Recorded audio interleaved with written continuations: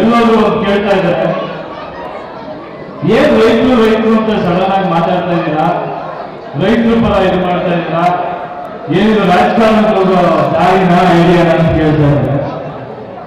ನನಗೆ ನಿಜವಾಗ್ಲೂ ಒಂಥರ ಆಶ್ಚರ್ಯ ಆಗ್ತಿದೆ. ಸಮಾಜದಲ್ಲಿ ನಾವೆಲ್ಲರೂ ಮಾತಾಡಲೇಬೇಕಾದ ವಿಷಯ ಇದು.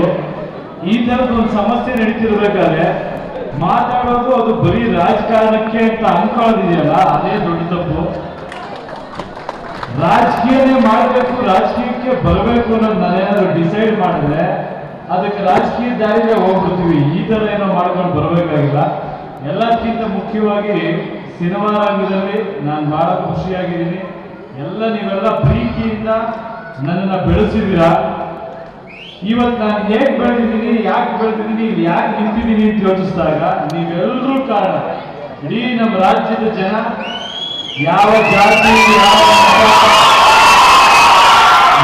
ಯಾವ ಜಿಲ್ಲೆ, ಯಾವುದೇ ಭೇದ ಭಾವ ಇದೆ, ಪ್ರತಿಯೊಬ್ಬರು ನನ್ನನ್ನು ನೋಡಿ ಆಶೀರ್ವದಿಸಿ ಬೆಳೆಸಿ ಬೆಳೆಸಿದ್ದೀರ. ನನಗೆ ನೀವು ಶಕ್ತಿ ತುಂಬಿದ್ದೀರಾ. ನಾವು ದಿನ ಅನ್ನ ತಿನ್ನೋದು ನನ್ಗಳ ಹೆಸರು ಹೇಳಿ, ರೈತರ ಹೆಸರು ಹೇಳಿ. ರೈತರ ಸಮಸ್ಯೆ ಆದಾಗ ಅದನ್ನ ಮಾತಾಡೋದಕ್ಕೆ ನಾನೊಬ್ಬ ಬರ್ತೀನಿ ಅಂತ ಒಂದಷ್ಟು ಜನ ಸೇರ್ತಾರೆ, ನಾನೊಬ್ಬ ಮಾತಾಡ್ತೀನಿ ಅಂತ ಒಂದಷ್ಟು ಕಾರ್ಯಕ್ರಮಗಳಾಗುತ್ತೆ ಅಂದಾಗ ಬರೋದ್ರಿಂದ ದೇವೋಗುತ್ತೆ ಅಂತ ನಾನು ಯೋಚನೆ ಮಾಡಿದ್ದೀನಿ ಅಷ್ಟೇ. ನನಗೆ ಸಾಲ ಕೆಲಸ ಇದೆ. ನನ್ನ ಜೀವನದಲ್ಲೂ ನಾನು ತುಂಬಾ ಮಾಡ್ಬೇಕಾದ ಎಷ್ಟೋ ಕೆಲಸಗಳು ಬಿಟ್ಟಿದ್ದೀನಿ. ಇವತ್ತು ಈ ಕಾರ್ಯಕ್ರಮಕ್ಕೆ ಬಂದಿದ್ದೀನಿ ಅಂದ್ರೂ ಮನೇಲಿ ನನಗೂ ಬೇರೆ ಪರ್ಸನಲ್ ಕೆಲಸಗಳಿದೆ, ಆತ್ರ ಬಿಟ್ಟು ಬಂದಿದ್ದೀನಿ. ಬಟ್ ಯೂಸ್ ಆಗ್ಬೇಕು.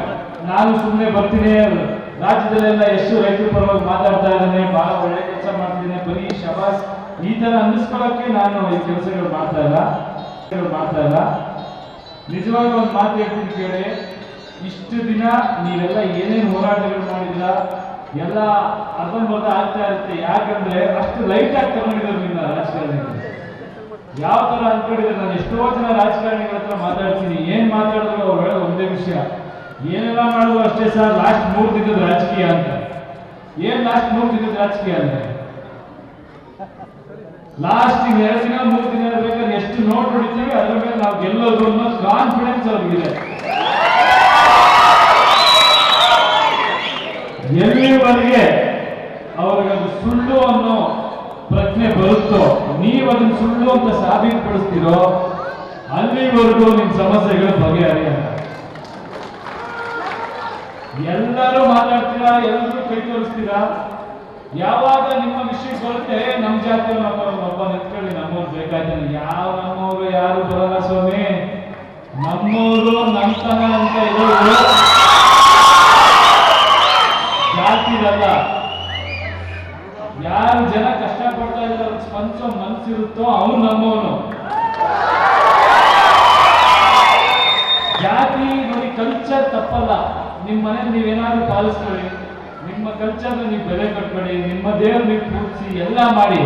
ಬಟ್ ಸಮಸ್ಯೆ ಬಗೆಹರಿಬೇಕು, ದೇಶ ಉದ್ಧಾರ ಆಗಬೇಕು ಅಂದ್ರೆ ಅದನ್ನ ಬಿಟ್ಕೋಬೇಡಿ. ನಾನು ಎಷ್ಟು ಕಡೆ ನೋಡಿದ್ದೀನಿ, ಲಾಸ್ಟ್ ಮಿನಿಟ್ ವರೆಗೂ ಅವರ ಧೈರ್ಯ.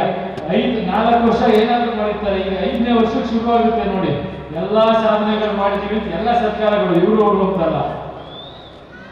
ರೈತ ಸಮುದಾಯ ಇಷ್ಟು ದೊಡ್ಡ ಸಮುದಾಯ, ನೀವು ಏನ್ ಮಾಡಬೇಕಂದ್ರೆ ಇಡೀ ದೇಶದಲ್ಲಿ ಕಂಪ್ಲೀಟ್ ಕಂಟ್ರೋಲ್ ತಗೋಬಹುದು, ಆದ್ರೂ ತಗೋಕ್ಕಾಗಲ್ಲ. ಯಾಕೆ? ನಿಮ್ಮಲ್ಲೇ 10 ಸಂಘಗಳಾಗಿದೆ. ತಪ್ಪಿರ್ಕೋಬೇಡಿ, ನಾನು ಸ್ಟ್ರೈಟ್ ಆಗಿ ಮಾತಾಡ್ತೀನಿ. ರೈತ ಸಂಘದಲ್ಲೇ 10 ಸಂಘಗಳಾಗಿದೆ. ಫಸ್ಟ್ ನೀವೆಲ್ಲ ಒಗ್ಗಟ್ಟಿಂದ ಒಂದಾಗಬೇಕು. ಹಳ್ಳಿಗೆ ರಾಜಕೀಯ ನುಗ್ಗಿದೆ. ಯಾವ ತರ ನುಗ್ಗಿದೆ? ರೈತ ಸಂಘನೇ ಆಗ್ಬೋದು, ಅವರೇ ಆಗ್ಬೋದು, ಅದರೊಳಗೆ 4 ಪಕ್ಷಗಳಿಗೆ 4 ಜನ ಬೆಂಬಲ ಕೊಡ್ತಾ ಇರ್ತೀರಾ. ಇದು ಎಲ್ಲಿವರೆಗೆ ಬಗೆಹರಿಯಲ್ವೋ ಅಲ್ಲಿವರೆಗೆ ನೀವು ಯಾವ ಸಮಸ್ಯೆಗಳು ಬಗೆಹರಿಯುತ್ತೆ ಅಂತ ನಾನು ನಂಬಲ್ಲ.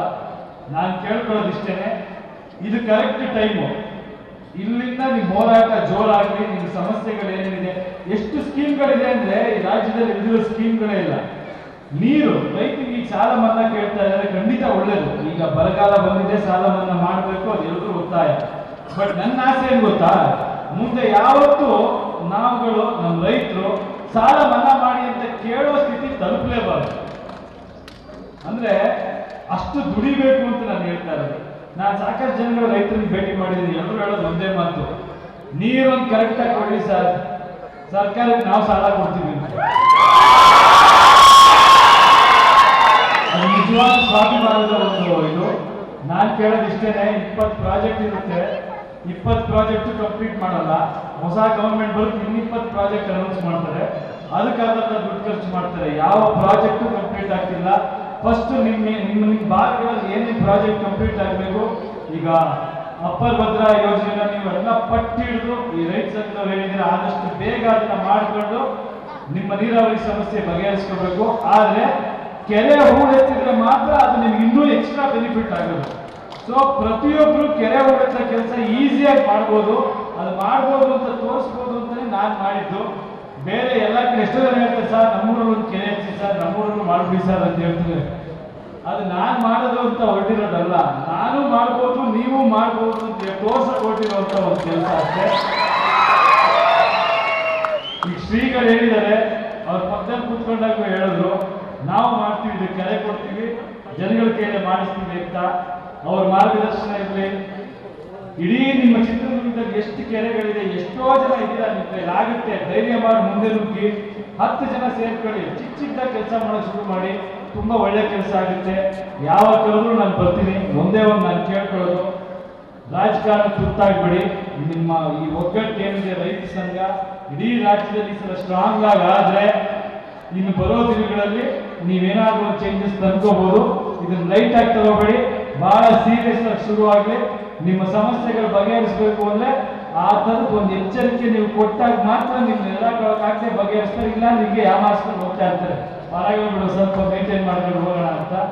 ದಯವಿಟ್ಟು ಆದಷ್ಟು ಬೇಗ ಎಲ್ಲ ಆ ಒಗ್ಗಟ್ಟಿನ ಪ್ರದರ್ಶನ ಸರಿಯಾಗಿ ಕೊಡಿ, ಬಿಸಿ ಮುಡಿಸಿ ಎಲ್ರಿಗೂ ಒಳ್ಳೆಯದಾಗಲಿ. ನಿಮ್ಮ ಪ್ರೀತಿ ಆರೈಕೆ